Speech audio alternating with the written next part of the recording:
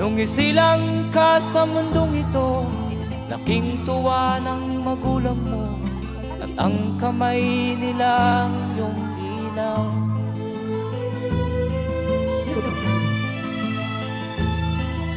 At ang nanay at tatay mo'y di malaman ang gagawin, namasdan pati pagtulog mo.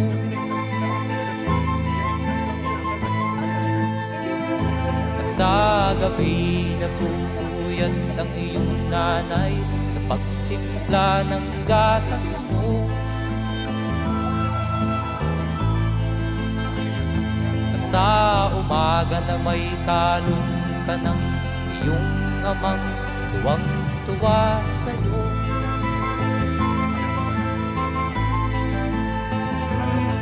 Ngayon nga ay malaki ka na, nais mo'y maging malaya, di man sila payag, walang magagawa.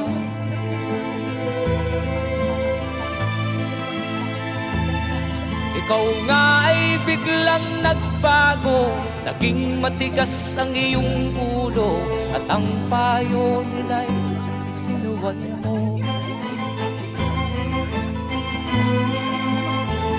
Di mo